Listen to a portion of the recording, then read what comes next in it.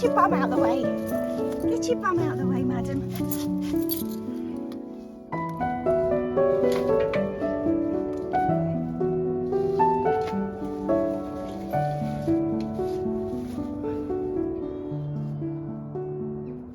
Okay, exciting. Now before I check this, firstly, I think I have a solid feeling that I've had it on photograph mode rather than video mode. I thought that at the time, but I needed to check the instructions. So anyway, I think it's going to be photos, but I can tell you from out there, there's been no badgers overnight. This is one of the things, like I think catching a badger on here is going to be really difficult. Because they don't come very often. I mean, I know you hear me whinge about it all the time, but if you think about it, it's probably like once a month, once every 3 weeks, they sort of show up and just destroy loads and loads of stuff, and then they seem to just move on to someone else for a while and then come back round, and it's unpredictable. So I doubt we've got any badger on here just yet, but I'm sure it's coming. We will persevere. However, I do think there's been some activity in that first bed because there's a little depression in it, which, I mean, it could be a rat, it could be a cat, could be a fox.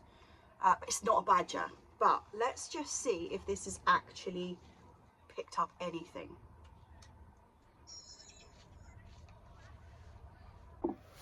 Okie dokie, so that is me setting the camera off. Got anything from night time though? It seems to be a lot of me so far. Oh, right, I can't see what that is. Oh, there's a fox there.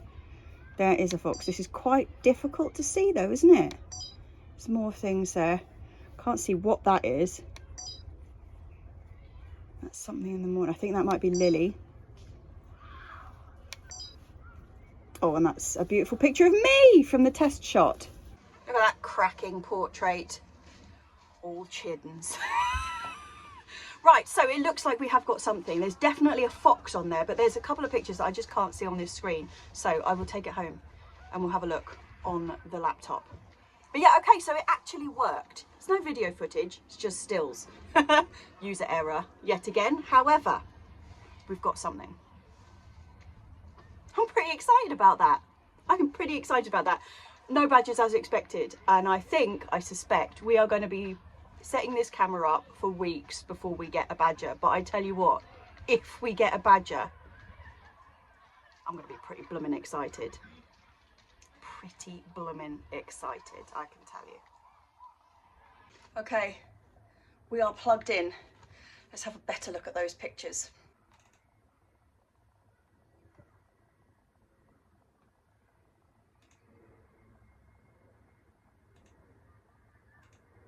Ah, it's more sensitive than I thought it was because it has picked up my neighbour in the plot, like not my next plot, but the plot over. So it's obviously super sensitive. Let me show you. Can you see him here? There he is. So that's pretty impressive, but not useful.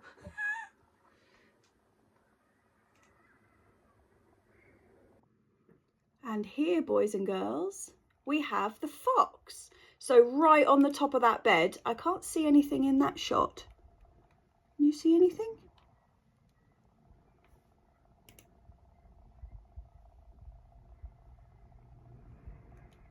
Nope. Anyway, it's picking up something and then a fox. And then there's a rat just there. Can you see his two little eyes? And then in the morning, I can't see who that is. And then there's Lily. And me and Mum. So what have we got here? We have got a rat, a cat, a fox. There's got to be something in here, but I can't see what set it off. Oh, look, there's a rat. Ah, look, no, it's over here. Look, can you see that eye there? It's a rat. Oh no, that's the fox. There's the rat over there. If I just go back, hold on. Right. And then the rat moves from here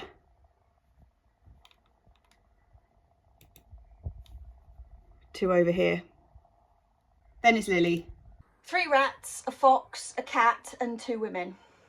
Oh, and a plot neighbour. All in stills, no motion. Right, well, we'll set it again. We'll set it again and have another go.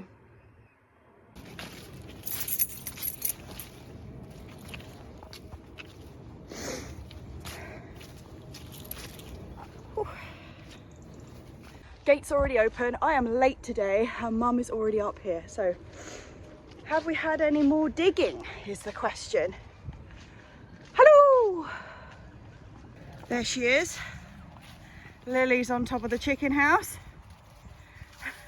Good morning, Lil.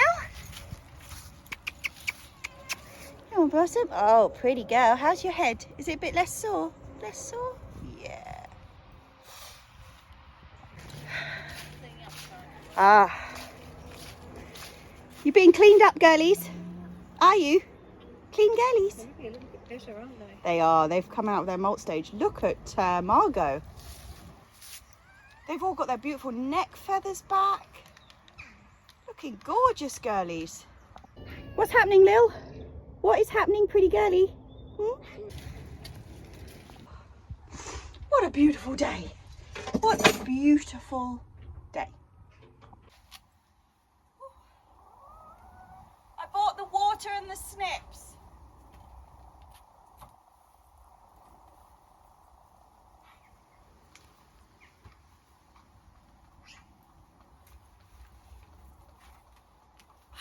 Girlies, I know, girls, I know. I know I just said it, but have a bit of appreciation for how magnificent the girlies are looking right now.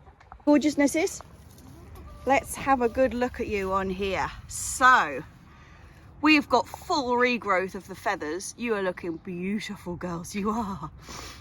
So, for those of you who don't remember, our lead chicken, Ruby, you can just see her completely white bottom. She is the lavender Pekin Bantam in the centre there. Absolute rules everybody in here. You are all subservient to Queen Rube, aren't you, girlies? Yes. And you'll hear me talk about her a lot, so you probably all know who Ruby is. But the other 3, so at the opposite end of the spectrum from Queen Rube is Margot, who is the ginger one, just in the back there. She is the smallest of the girlies, and that has rendered her in the lowest position in the pecking order, and she does get a bit of a hard time, don't you, Margot? But she's super cute. She's really pretty friendly. She's a really nice chicken. And then we've got the 2 middle ground girlies. So we've got Florence and Val. Florence is the one just behind Ruby, and we've had her the same length of time we've had Ruby. She's like a sort of a brownie, a golden grey colour, I would say. Is that appropriate, Flo? Do you think golden grey? She used to be bottom of the pecking order until we got Margot and Val, and so she was the one who did the predominant bullying of, of poor Margot, because she was like, this is my opportunity to not be bottom of the pile. So she's a bully, basically. She is a bully, but she's second in command. And then somewhere sort of on the outliers, she doesn't really have much of a position, is Val. Now Val, beautiful Val there, is huge in comparison to the other girlies. She's an absolute whopper, and I just don't think anybody would dare touch her. She is a total gannet.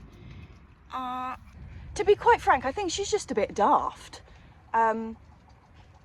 Ruby is as smart as they come. Margot also is a pretty wily chicken. Florence, a bit questionable, but Val is just like constantly. Not a lot going on in there, I don't think. Hey girlies, Val is big, but not smart. Hey beautiful whirlers. I'm not really sure why I decided to do an intro there. I think it's because they're looking so gorgeous. They've just finished their molt and now they're just in like full plumage. They look so pretty.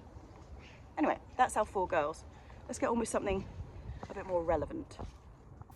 So last week we chopped down the asparagus. This is the big asparagus bed.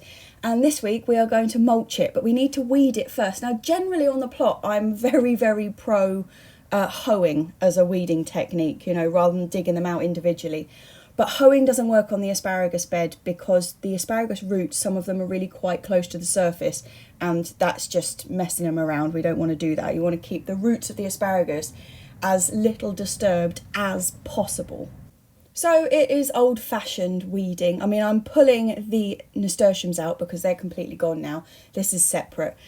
A lot of the weeds that are in this bed, actually, we can just cover up with the mulch and they'll be killed off with that. But we've got a couple of weeds in here, like we've got some grass that's spread on, and also there's some clover, and both of those things will just get nice and strong underneath the mulch and then be even worse next year. So we're going to dig them out.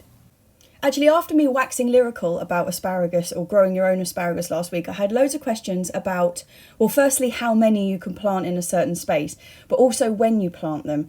And for here, so it's springtime you plant them generally, and for here that works out to be about April.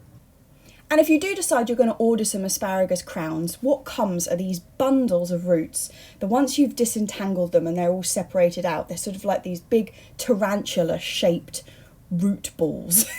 And you put them in the ground somewhere between 30 and 45 centimetres apart. So in this bed here, this is our large bed, originally planted in this area was 16 asparagus crowns, and this is quite a large area. This is 2.4 metres, slightly over that, by about 5 metres, so it's a big space. But we've actually put 10 crowns in a space which is of one of our standard beds, which is only 1.2 metres by 2.4 metres. And in all honesty, we will probably get a similar yield out of the much, much smaller bed, less than half the size than we do this one. Because of these 16, not all of them took. I'd say maybe only about 10 of them actually took. And of that, we've got maybe 3 really, really strong crowns in here. The rest of them can be a little bit weedy.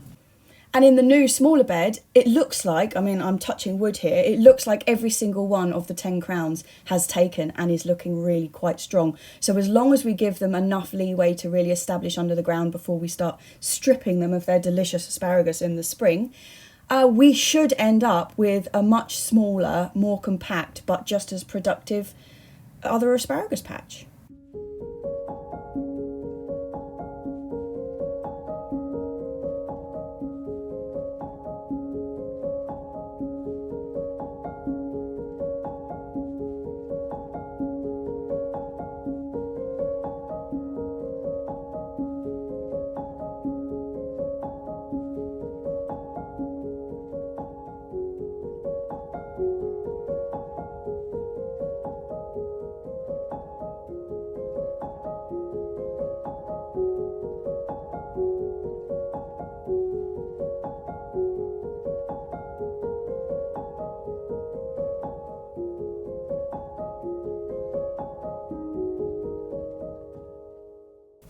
So this lot of leaves would normally be going into our leaf mould bin. We've got numerous of them, but they are all absolutely stuffed full at the moment and overflowing. So we're going to chuck this one into the compost heap.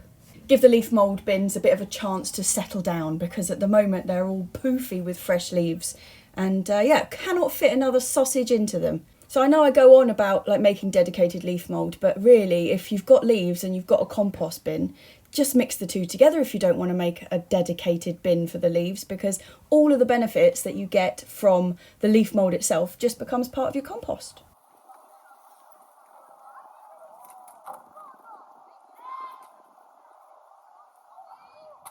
Right, we are using our standard mulching material to do the asparagus beds, which is the well-rotted horse manure from Country Natural. Great stuff, this.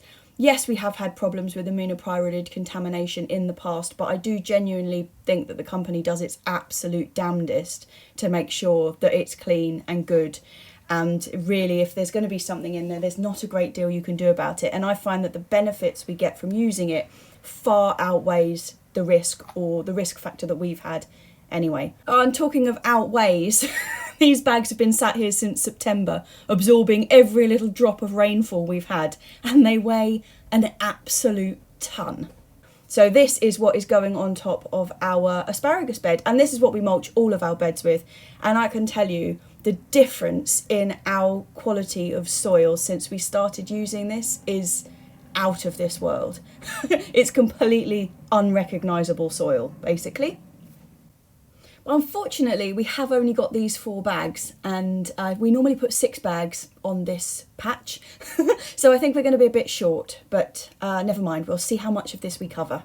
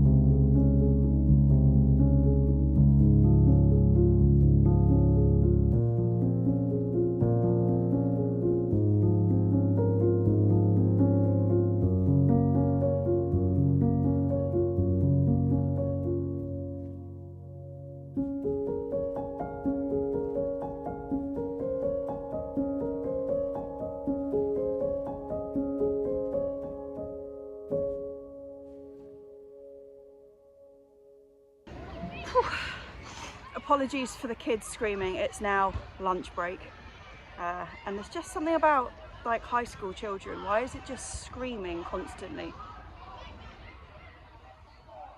It's really funny because I remember being at high school, obviously, and I remember thinking, why is everybody screaming? There used to be a group of girls in my class who constantly, every time they ran anywhere or did anything, they were just screaming. I don't understand it. Just don't scream.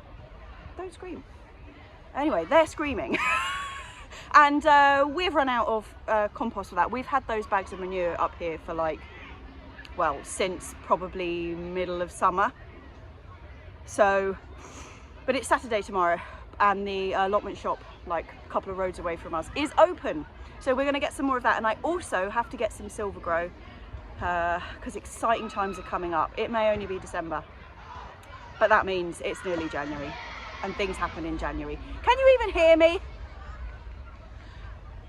Right, before we go today, because that's about all we came up to do really, is the last time we were up here, obviously the water's been start that again, Jessie.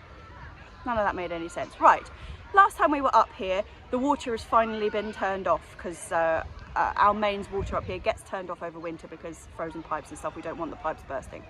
But we had forgotten to put our hose away, and it was full of water. So when we came up here, the hose was just like a stiff beast. Anyway, it's defrosted now. It's well above freezing, which means that we can roll it up and put it away for the winter. So that's the next job. Are you ready for hose rolling? Good. She's ready. Start off that way, get this end.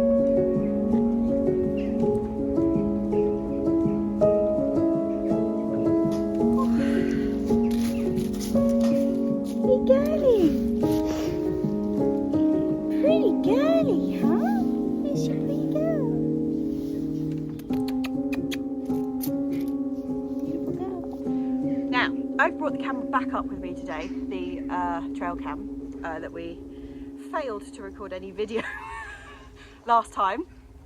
However, I was going to set it back up on that chair, but if I was a creature looking for worms, I know where I would go. So I'm going to set the camera up on video mode this time, I hasten to add, looking straight at this where we have just mulched. Because who doesn't love a freshly mulched bed, be it badger, fox or human?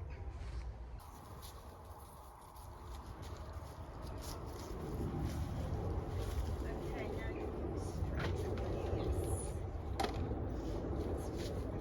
this. I don't think so. We should be able to get it on there.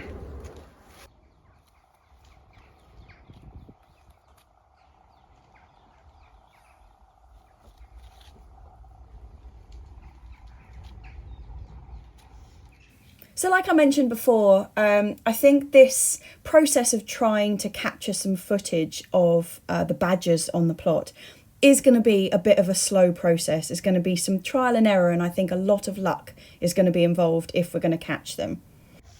Once again, I'm going to need to jam something behind it to tip it forward. I'll go and find something. Yeah, I think there's going to be a lot of rats and foxes and cats before we get down to proper badger business, chaps, just to warn you. There doesn't seem to be any predicting factor as to whose allotment they're going to go on. Obviously, the badgers themselves have probably a perfectly good reason for which allotment they choose each night. But there doesn't seem to be any sort of pattern, like I haven't been able to predict it. It's normally when you're just feeling quite comfortable about the whole situation and thinking your citronella's working, that you arrive the next day and everything's been turfed out. Having said that, I'm not hoping that we catch them anytime soon, to be honest, because when they do arrive, they do cause a lot of damage. So, it's a case of hoping that they arrive so that we can catch them on film versus hoping they just don't arrive at all.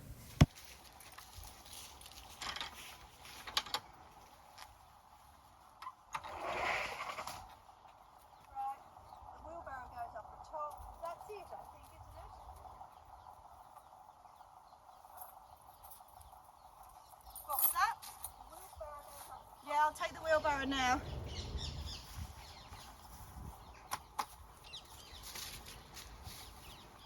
Have you got the keys? Okay. Where's the camera? Where's the camera? Behind you. Not that camera, I meant the night one. Right, I'm going to set it off now.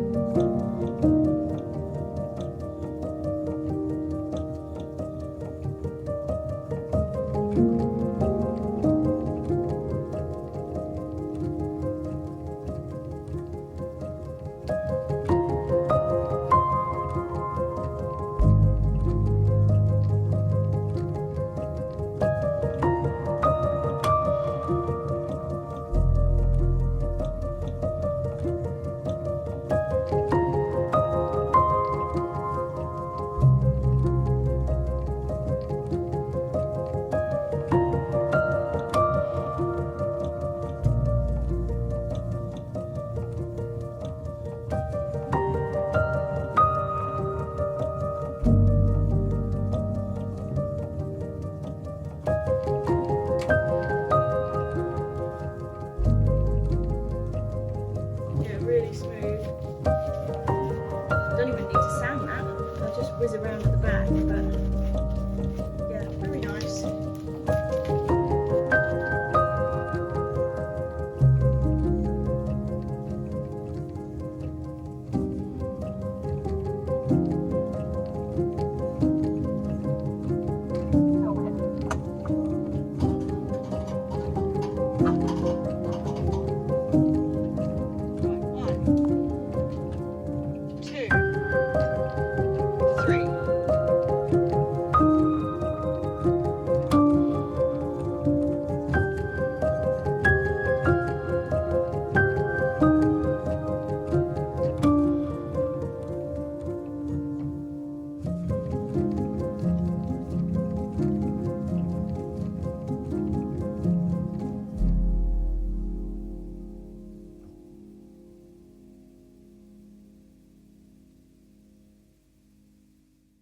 Well, hey, back panel of the shower is on. That was the complicated bit. But we've got the taps through, the water is back on. We haven't had a huge disaster. Now I've got to get the two side panels on which go on either side of here, but that's much easier. Get the door back on, which is probably going to be a nightmare because it was a bit difficult to take off. And, oh well, then obviously I've still got to paint the whole thing and fix all the woodwork and all that. So yeah, there's actually still quite a lot to do.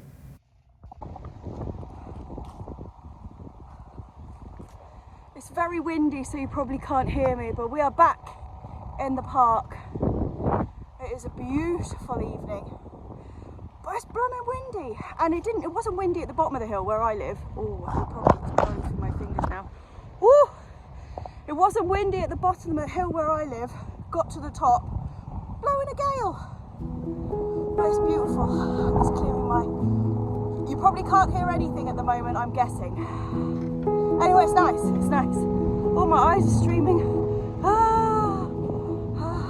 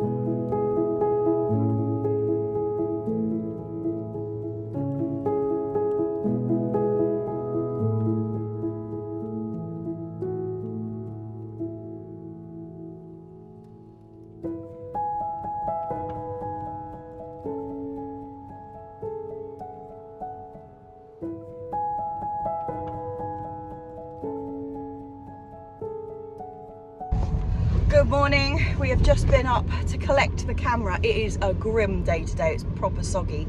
But now we've got to whiz round to the allotment shop because we need some more mulch, obviously, to finish off doing the asparagus yesterday, but we're not going to be finishing off today because it is grim.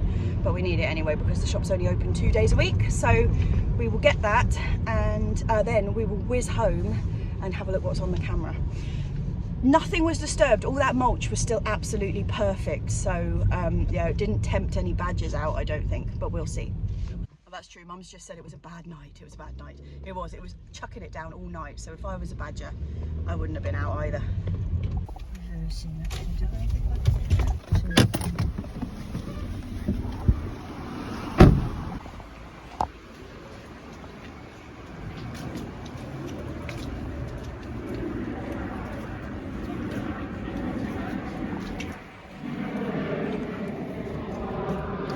Hello.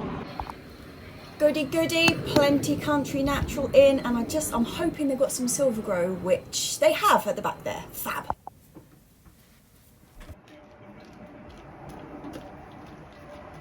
How many have you got? 4.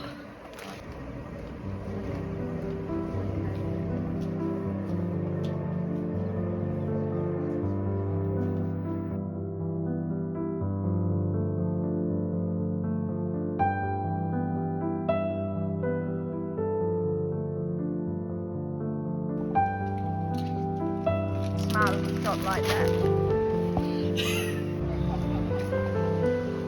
let you cut this away whatever way you want. Wonderful. This down.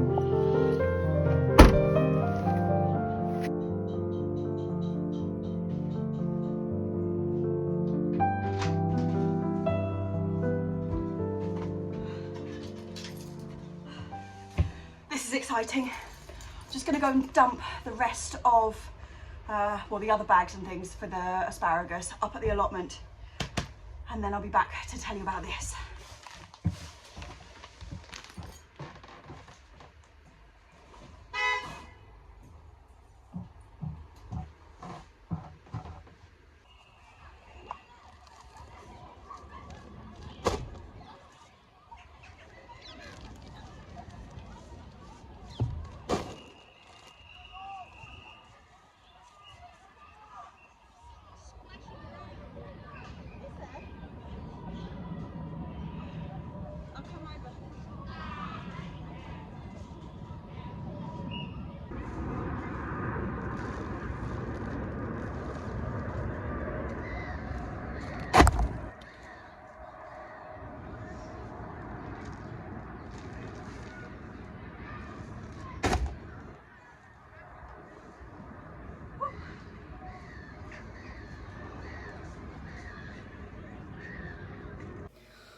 Cheers, chaps.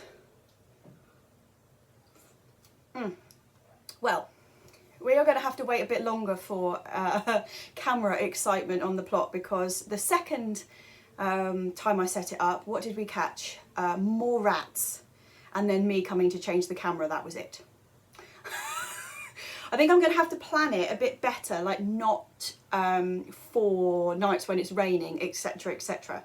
Try and be a bit more strategic about it rather than just overexcited. I also made a fairly crucial error that second time, putting the camera quite high up and looking down at the newly composted bed, because what was in the sight line? The girly whirlies. Fool! The fact that it picked up my neighbour on the other allotment didn't seem to occur to me that the girly whirlies are also moving around. So yeah, that wasn't very successful. Next week we'll be more strategic. But we have big things afoot, or they're big things for me anyway. The biggest one really is that Potty Mouth Garden Club is back. You may have seen that they had, by they I mean Tony and JB had a soft launch last week. It's just the two of them having a chat. So the format has changed slightly. If you don't know what Potty Mouth is, it was a live that went out 7 o'clock every Monday. It had Tony and Steve and JB most weeks, and then it had like a circulating fourth guest who was me sometimes, and it was Audrey, and lots of other people kind of filled that spot. Well, obviously a lot has changed since then, and Tony's decided to bring it back, which is brilliant, but he's brought it back in a slightly different guise, that it isn't going to be a live. We're going to pre-record each week on the same day, so it's still like relevant. It's not going to be kind of old recording, but it's going to be pre-recorded, and then more of a chat rather than being a question and answer type situation. It's just going to be a bit of a chat between Tony, JB, myself, and often Audrey, but you know, like other people who've been involved with Potty Mouth for a long time will also be coming into that spot. So I'm going to be on it almost always. And then it will be put out at the same time that the old show used to be put out, which is 7 o'clock on a Monday evening. We used to have a really fantastic sort of community feeling because it was kind of live and questions and answers and everything. What we're doing is we're going to have it set as a premiere, which means that if you come and watch it at 7 o'clock, we will be in the chat underneath. So although it won't affect what's on the video, we can all have a bit of a natter at the same time. So, because I'm going to be doing it every week, we've got a bit of a schedule of exciting things coming up. And the first of those is that on Boxing Day, we are going to be doing an onion sow along and grow along. Not just sowing, hopefully growing too. So we'll all get together on Boxing Day. It will be the same format, like I say, slightly pre-recorded, and then we'll all be in the chat. And we are going to sow our onions together. Now, it's traditional to sow your onions on Boxing Day.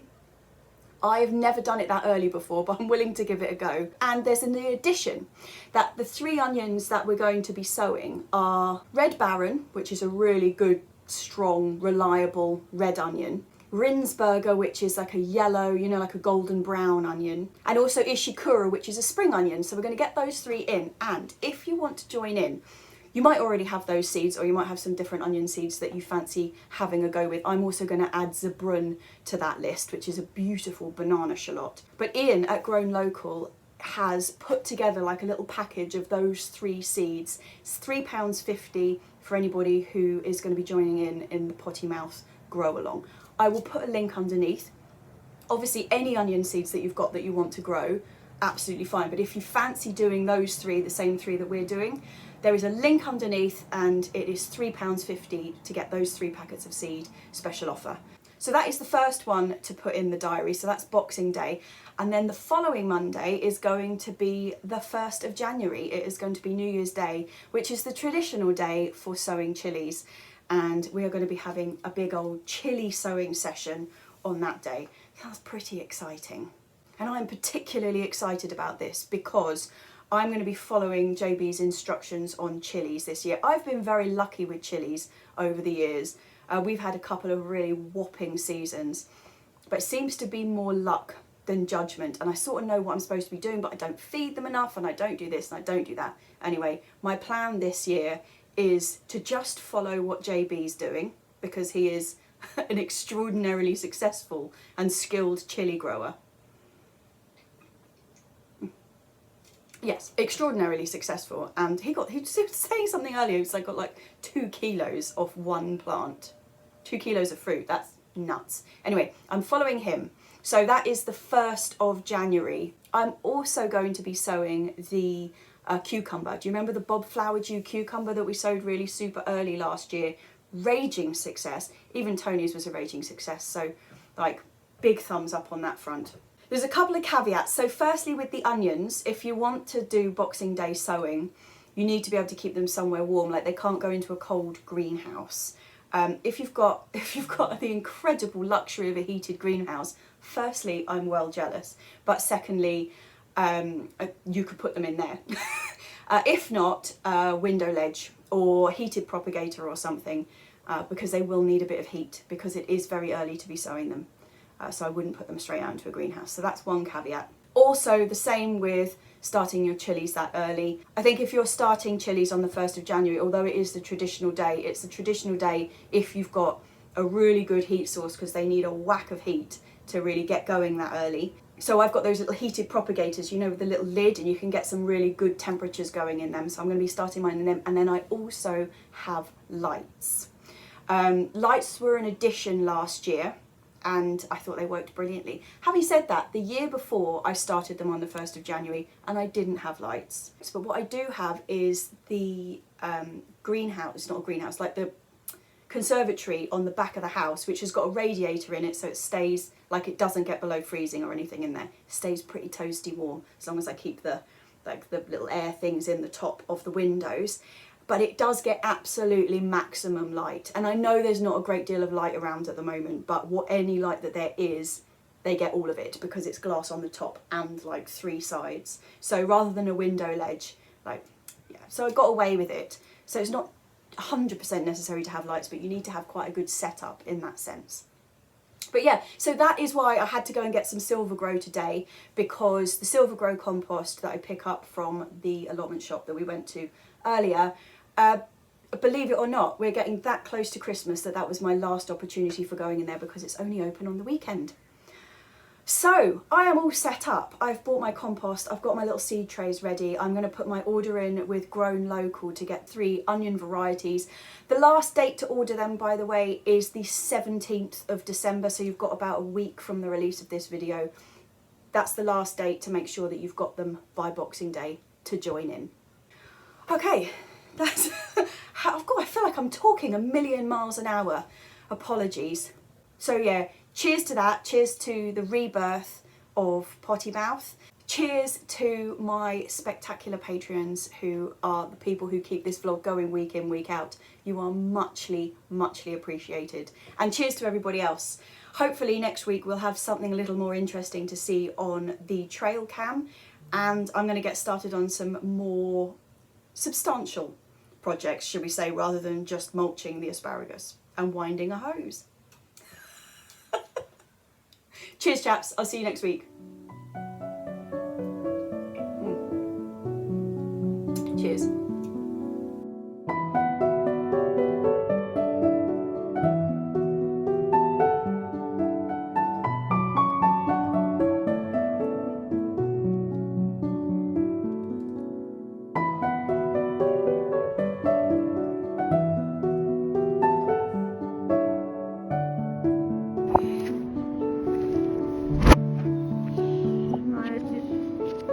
Open up. Slow me down a little bit.